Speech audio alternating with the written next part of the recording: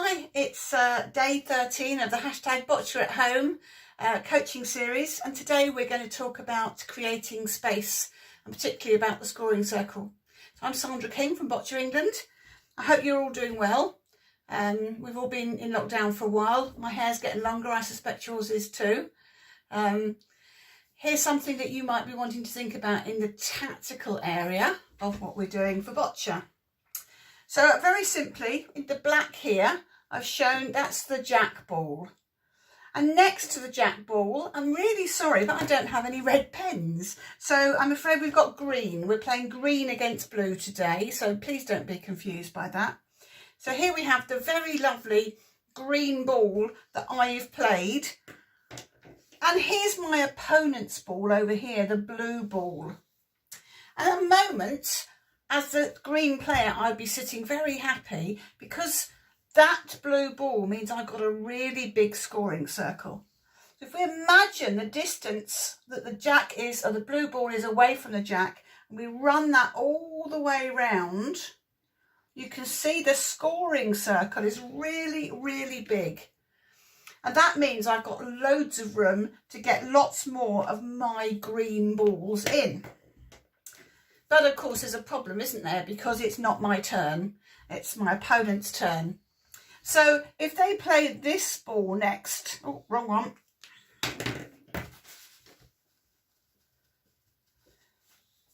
They play this ball next.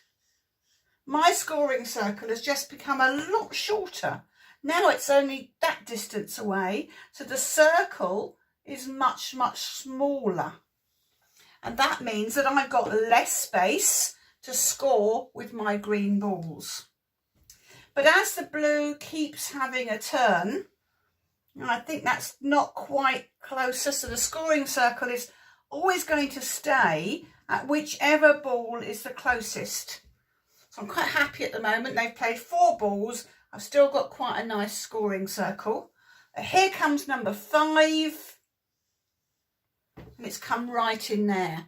Now my scoring circle's really small. That is about half a ball space around the jack. So I've really got to get my balls pretty much touching the jack if I'm going to score them. Still blue's turn though, and here's their last ball over here. So now I want to think about my tactics, and the first thing I want to think about is my scoring circle, because although I've got 5 balls left, at the moment fitting 5 balls into this very small space means I've pretty much got to get all 5 balls touching the jack, and that's going to be really hard. So instead of doing that, one of the things I can do is to try and change the size of the scoring circle by moving the closest blue ball out of the way. So if I was playing from down here, that's okay. I've got a nice straight line in to knock that blue ball away, push it off the jack. If I'm down here, then I've got a ball in my way. So I might actually need to get rid of that ball first. Just remember, blues haven't got any balls left, so that will be quite good. So I think I might use my first ball to knock this one out of the way. Maybe that would go over here a little bit more. That would be great. And now I've got a nice clear view to play up and to knock away or to push off that blue ball up here. So if I'm going to come in with some power, this blue ball is going to get displaced. It's going to come out the back here somewhere. And probably the ball I've used here might have come over here. The ball I've used on this knockoff here might have come over here somewhere. I haven't scored any more yet. What I have done is I've now made this scoring circle much, much bigger. So now I've got all of that space. So that it might be possible to knock this one on, but you know what? The safest thing to do is go to the middle, because then if I'm a bit short or a bit long, I'm still going to score. So that I can now get my next few balls in. If I can get that first one there, I might then be able to get another one here, and then maybe I'll just push this one in a little bit further just to make sure that that one scores. Okay, so there we are. I've got closer than the nearest blue, 1, 2, 3, and I suspect 4. So I've scored 4 points. Okay, sometimes it's not quite as easy as that. So if we go back to this first position that we had, where I had my ball next to the jack here, scoring quite nicely. I've got my blue ball over there, so still a nice long way away. Shouldn't have taken off all those blue balls actually. I'm going to put them a little bit differently this time. So we'll get a blue one in here, and we'll get another one down here somewhere. We'll get a blue up here. In fact, do you remember in number 8 we were talking about blocking up in front, weren't we? So maybe we'll get the last 2 blue balls in here, trying to really block up the front. So the players thought about reducing the space that I've got, trying to block things away. But don't forget, I've still got 5 balls. At this time, if I knock away this nearest ball, well, that one's fairly close as well. So actually, I might decide instead to come through here and knock the jack back. So if I can get through these 2 here, knock the jack, I've created more space by moving the jack.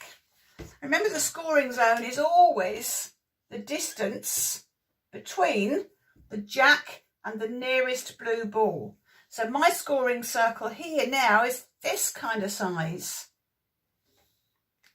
And once again, I might need to knock these balls out of the way.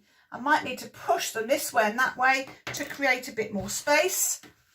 So let's use 2 green balls to do that. I'm going to push the blue ball over here. I'm going to push that blue ball over there. My green ball's probably going to roll off somewhere up here. Okay, but now I've got a nice space, and as long as I get into that scoring circle, or in other words, past this blue ball here, I can get in onto the jack.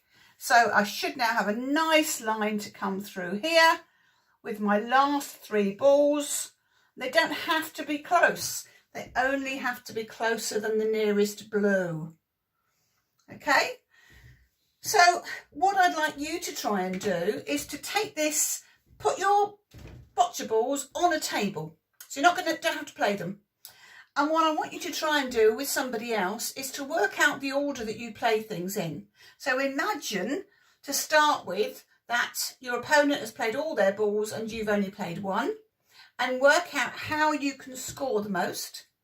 But then actually, we could also get you pairing up so that you draw you place your balls exactly the same as an opponent. So somebody else online with you, they can say what their shot would be next. So even at the very, very highest level of a top standard BC3 game, you can almost be playing a game where you're saying what shot you'd make, you're assuming you would make that shot, and you're seeing what works, whether your tactics work, and whether you can create enough space to score and win the end. So good luck, have fun with that. I'll see you soon. Bye.